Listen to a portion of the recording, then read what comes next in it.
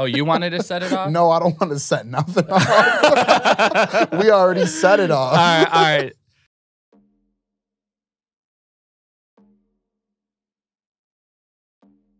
What up, everyone? Welcome to Harlow Storytime, episode 4, where we're featuring Rami Haddad, who's featured in a track called Feel Without You. In this episode, we're going to talk about how the song started, I guess both our thoughts on it, how we wrote the lyrics, how we linked up, and all that good stuff.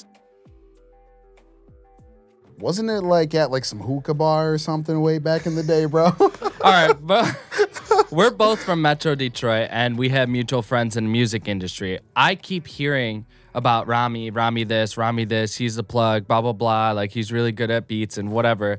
And I was like, who the fuck is this Rami guy? We met at this place in Canton, Michigan called Chai Hookah Lounge. A couple of my friends were going to go smoke hookah. I brought my laptop like a little Asian nerd. And then I just started whipping out and started producing some music. And that's when Rami came in because he knew our mutual friends and was like, oh, blah, blah, blah. I'm Rami. What up? And you were plugged in from there on out. Yeah, honestly.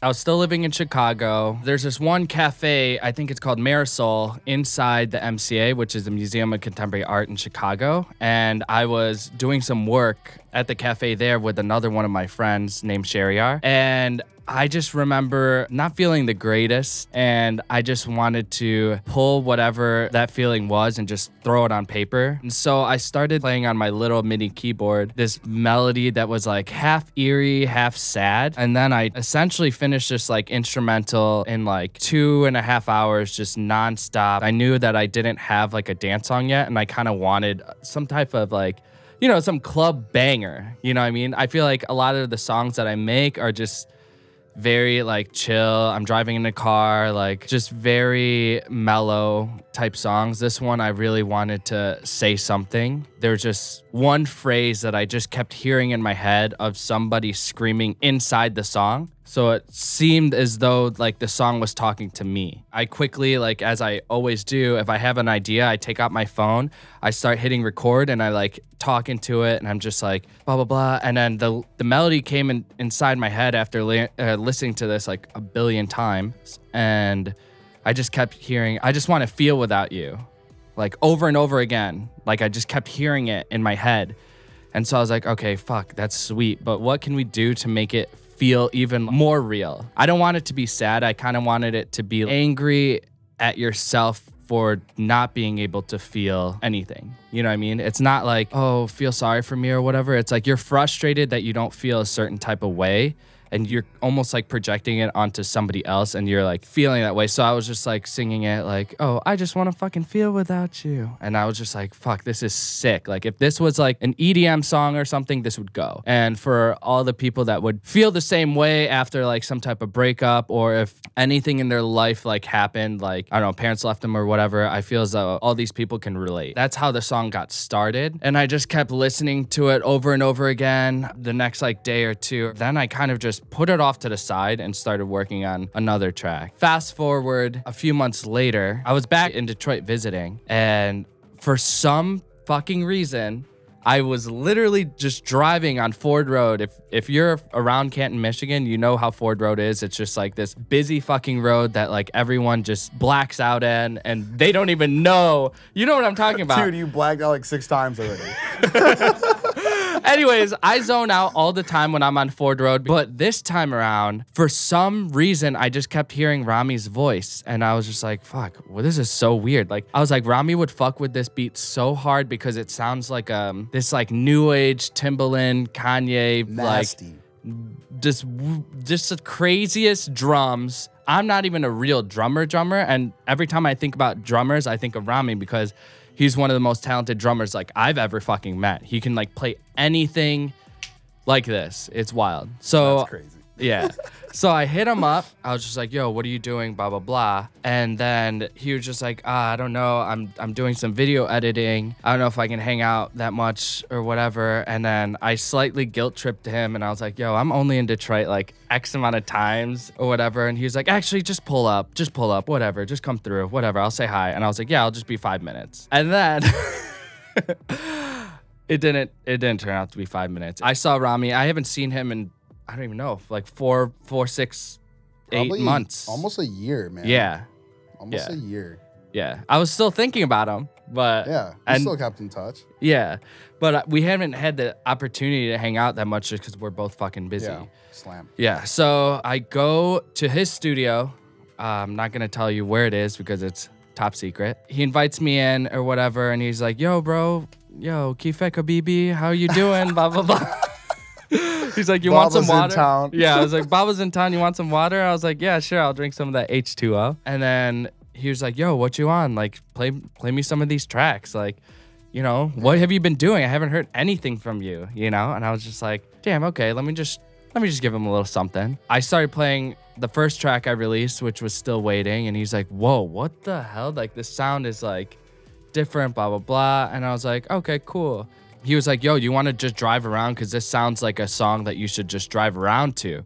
So we go into his truck, and outside of his studio has like a parking lot that we were just basically doing laps in. Rami was asking like, oh, do you have any other songs? And I was just like, yeah, I have a few that's just like not done you yet. You were just playing beats at that point. Yeah. You were like, yeah, let me show you a couple beats. Yeah, exactly. And then I was like, yo, there's this one song I want you on. And then he was just like, yo, play me the joint or whatever. No, I don't even think. No, I didn't tell you. Listen, he messed it all up. Here. I'm taking it He's from taking it from here. This man didn't even show me the song. He didn't say he wanted me on the track or nothing. We were just catching up. And I'm like, yo, show me some tracks. He's like, yo, I got a couple beats. So he's just playing them. This one beat played, I shit you not, I was tripping out. I was like, who made this beat? Is somebody on this beat? What's going on? I was literally tripping out. And like when you hear the beat, you probably already heard it because it bangs. You blacked out. It just hits you another way. It's like every track that he's making is like so unique, and it's just like it's beautiful how it comes out. So he showed me this track, and I'm listening to it, and I'm like, this one's fire. And he's like, this is the track that I want you on. And I was like, what? I was like, I get to be on this track? Yeah, I was like, no. dude, it's a wrap. Whatever you need, I got you. Yeah. And then we just started writing that out. It was a wrap. I think there. we planned it after like, I think it was 4 days after. No, I went back to my studio over here, and then I was telling Rami the idea of what I'm gonna do. So he has like a little rough idea of like that voice I was talking about back in the MCA about like, oh, I just want to fucking feel without you. Yo. I did that here. I was like slightly like, I don't know. I called him while I was doing, I was like kind of panicking. I couldn't get the sound right. And then after a few hours, I got the exact kind of like vulnerable, sad anger tone that I wanted. But I wanted it to be creepy but feel good at the same time. Kind of watching like Stranger Things, you know? Like it's creepy, but it feels good to watch. Like you still want to watch it or whatever. So I got that texture that I wanted on that vocal. I sent it to Baba over here. And then, yeah, I guess he can talk about what he recorded and sent back over.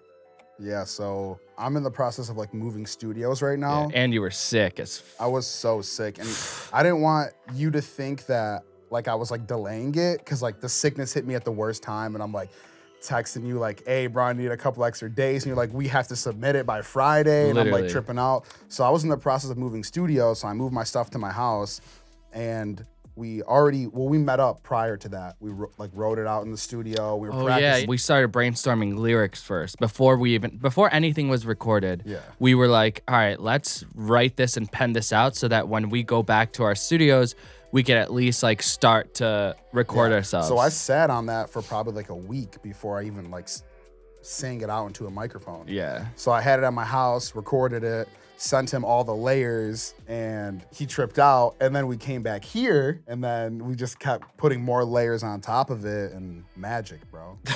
Magic. Yeah, yeah. But this was a whole nother experience in here, in this studio. Because we like started in my studio, then I recorded at my house, and then we finished it off here. Let me tell you guys, when we were at his studio while writing this fucking song, I literally looked around. I was like, this whole entire studio needs to be red. It needs to be red. I kept tripping. Blood red. I was like, this has to be as red as you can get it. And Rami's just like, what's going on? Like, are you on drugs or whatever? I don't do drugs. The devil was gonna pop out somewhere. Like, hey, what's popping? Yeah, literally Lucifer, whatever his name is. Yeah, Mr. Lucifer. Like, it was trippy. I don't even know. But for me as an artist, visualization affects me a lot. Anything I see, that's why, like, if you ever come to my studio, or if I show you guys books or whatever, majority of it has like some type of like texture or color. I'm obsessed with streetwear because of the idea of like different patterns, like feeling like somebody else's work. So I know my type of art that I want to create and my kind of music has to have a certain texture. Like if you look back here, even from the cover arts and stuff, it had to be red. Like I kept feeling this type of red, but like not like a bright Christmas, hey, Santa Claus is coming to town red. It was like a Santa Claus like tripped, fell, and he hit his knee and started bleeding, and that's the color we used. So when we record, we've never worked. Yeah, let's just give them that note. Yeah, we've never worked together. Ever in 3 years. Yeah, so once we met up and like actually like got the words down, and I got to like sleep on it and like get comfortable with the words, doing the couple takes was like worth it. So I did it at my house, then we came here and we just like kept doing take after take. And like to the normal ear, it doesn't really sound like anything's changing because you're just like hearing like the same line over and over again, but we're listening for like one certain way to like have the words come out and like how to make it feel right. So it took a long time, but it doesn't feel like that because like when you're on the mic, you're just like in the zone to like get the right thing. So good producers and engineers and artists work together. It's nice. If he hears something wrong, he's gonna be like, we got to redo it. Or if I hear something wrong, I'll like stop right away. So those like repetitions are like, it's nothing to us. We just keep getting takes and takes and takes, and then he has a whole bunch of stuff to work with. But the thing is, working with Rami, as opposed to a lot of other artists, a lot of people kind of don't like criticism, or like they just feel like you're like talking down. The coolest part about working with Rami, we both understood that the final product or what we were doing meant more. So every single positive critique, they were like, hey, you should do it this way, you should do it this way. It's not shitting on the person's idea. It's just we were like, okay, yeah, let me know if it sounds good for real, because I want the best product. My name's on it too. Yeah.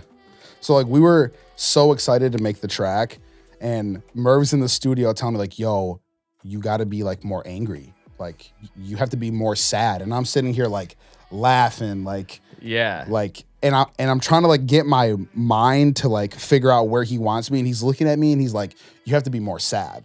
And I'm like singing it, and he's like, stop singing it. He's like, you just gotta say it. So like, it's hard to connect the brain to like your voice, because I don't sing every day. I don't, you know, I'm not like the best singer or artist or whatever. He's the best singer, but he's pretty the best much, artist. pretty much. It just takes a long time to get the product. And even you can ask artists like that are out, there's still like critiques that there needs to be, but nothing will ever be perfect.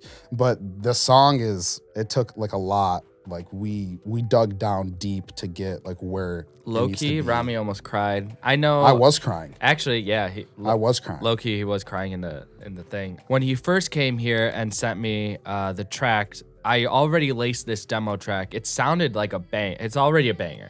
Yeah. Right? And I guess for me as an artist, like he asked me like, oh, how do you feel about the thing? And I said, yeah, it's really good. It wasn't a lie. It was fucking good.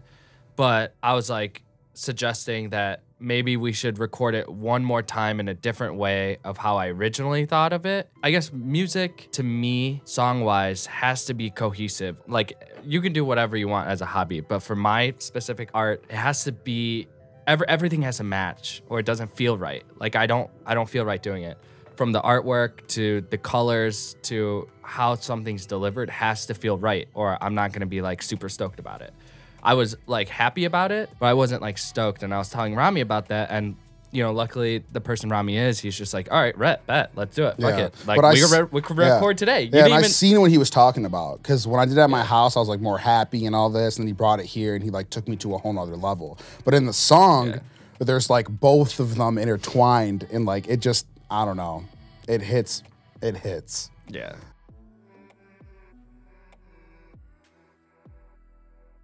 All right, listen, Merv's a genius. He knows what he wants, and that's what helps. If Shukran. something sounds off, it's not a bad thing, but he knows like what he wants on the song. For an artist, that's like amazing, because most producers are like, yeah, it sounds good, and then it just goes out and they just keep releasing songs. But like he takes his songs like so serious, that's like, it's great. Yeah. Going back to when we wrote the lyrics, I can bring it up.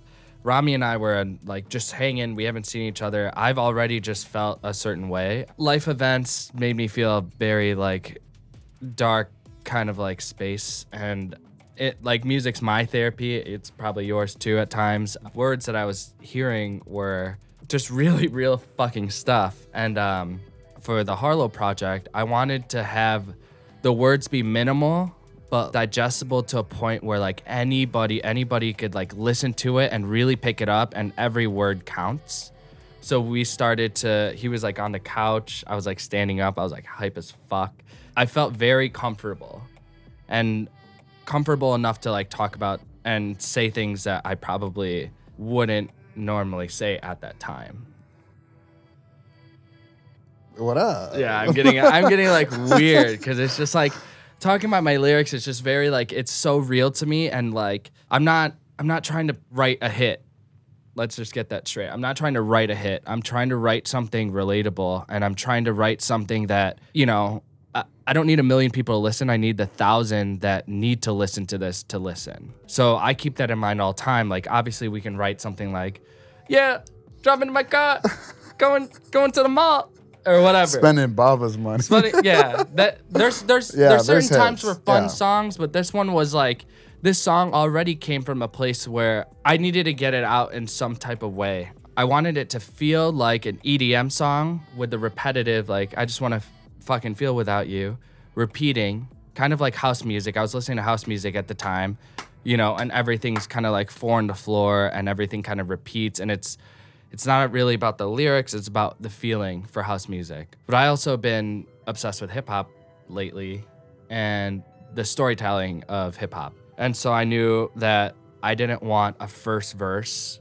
I just wanted the EDM aspect of repeating, so everyone who's in the room listening to this song feels the same way first. And then the second, I guess, the break, or where the verse actually starts, that's when somebody almost like emerges from the crowd who's listening and tells their story of like, you know, why they want to, you know, feel something.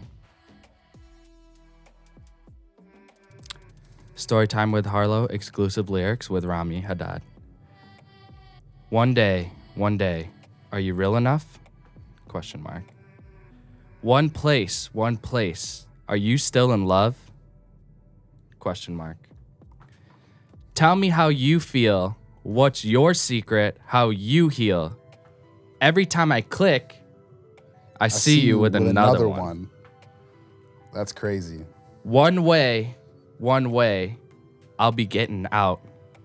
Some days, got me feeling down. Tell me how you feel. Yeah, I put yeah on the Google Docs. Tell me how you feel. What's the secret? How to heal. Every time I love, I end up feeling hella numb.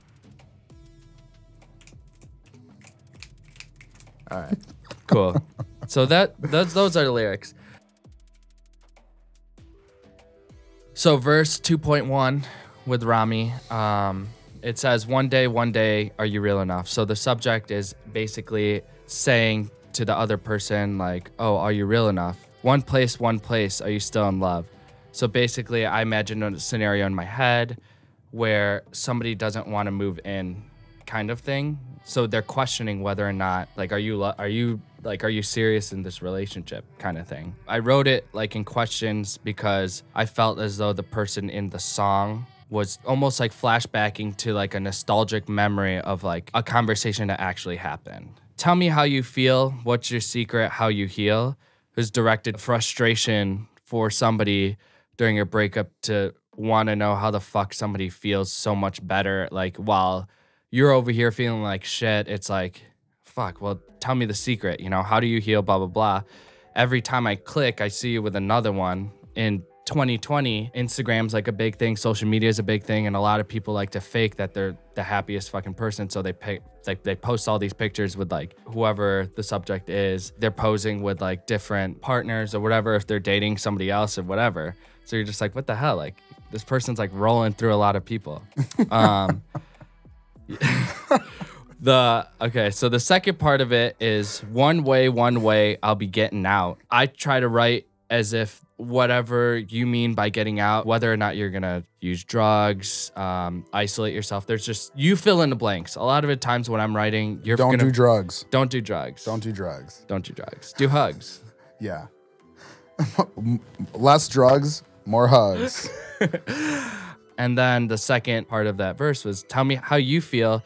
What's the secret how to heal? So you're asking the person, like, again, how do you fucking do it? Because you're being vulnerable to say, every time I love, I end up feeling hella numb. You just think, well, fuck it, I'm not gonna date anyone anymore. Like, yeah, or you just, every time I do, I end up feeling hella numb. It's like, I don't feel like anything after, so why the fuck should I let myself open up and like love again? And then, obviously, the whole entire song is based on this idea of like repeating, like, I just want to fucking feel without you. That's like the first verse or whatever. If you've ever been in a relationship and you've been frustrated and you felt very like, damn, like, how the fuck can you feel without me? Like, I'm not even just like reading the lyrics. It's just like how you feel. Like, how the fuck does somebody else feel good while I feel bad? A lot of people around me at the time were just feeling super great, and then like I wasn't. And so that's majority of the lyrics.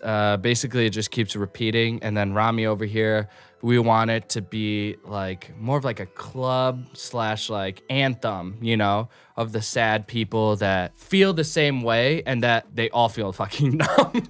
Yeah. Yeah, like everyone can fucking relate. Like if you're out dancing during the weekends, you want to blow off some steam, maybe you don't even feel good. So when this song plays out, you're just like, oh, damn, all the people that can relate, it's like a singularity. So everyone that like will be listening to this will be on the same type of frequency, you know? You feel me? The end. The end. This is the sauce. I put my feelings where your back is. Mattress. You don't want it blacklit. You just want to black me out. You just want to black me out. So basically, the frustration is, you know, I put my feelings where your back is. That's exactly where your feelings is. It's still with the other person who feels good. And, you know, you left it in the bedroom. You don't want it blacklit because you don't want to get it exposed that you're like a heartbreaker, you know? Like you've done this to everyone else. They don't want it blacklit. Yeah, they don't want it blacklit. Yeah, they don't want it blacklit. Because you're a heartbreaker. You just don't want anyone else to know. Like that's what you do, you know? So that's what you do. You break people's hearts and you don't want anyone to see it. Black light, if you don't know, it's like it shows like, yeah, like I said, stains or like, you know. We know. Room Raiders. If you ever seen Room Raiders back in like 2000, like you know what black light is. So you don't want that black lit. No. Yeah. No, you don't. And it repeats at the end. And I finished this track, mixing and mastering and stuff at like 6 a.m. Rami, I called him. This guy doesn't sleep. Actually, no, he texted me at like 6 a.m. He's like, yo, bro, I can't wait to hear this smash. I was like, yeah. He's like, why you up? And I was like, I haven't slept. And I just woke up. Yeah, he just woke up and I FaceTimed him and I played him the track and I sent him the track. At the end, I had it telephoned. You just want to black me out. You just want to black me. And then I made this kind of theatrical thing where it almost like seems like you black someone out. Like it's like a tangible way of feeling like you literally cut someone off. And then it's just like static. That's it. All right, guys. So you heard it. Harlow just poured it all out. You heard everything. If you haven't heard the song, check it out. It's on all platforms. Follow our journey. Follow our Instagrams, the YouTube, with love, Harlow. Correct? Correct. And my Instagram is It's Rami, you know? It's Rami. It's Rami. It's lit. But yeah. Press subscribe. Thank you so much. Thanks, Rami, for doing this with me. I just want to feel without you. Honestly, it's awesome to have him on the track. I appreciate you being vulnerable and sharing your story. Not only sharing your story, the way you said it, like the way you were singing this stuff, like, dude, this guy was crying. Stop. So give him a thumbs up. Yeah. Or give this video a thumbs up for him crying, and you know, give a little subscribe for him crying. If you want to see more Rami crying, you better press the subscribe right now. I'm not crying anymore. But anyways, thanks to the guys again. Thank you guys. Episode 4 next week. Episode 5 will be featuring the song Droop. That's setting that film score, like Hans Zimmer, I'm coming for you. You don't even know this. Like, I'm coming for you just to give you a big hug so I could whisper in your ear and be like, yo, let's collab, bro. That's pretty much what I want to do. But yeah, that's it. Thank you for watching. Peace.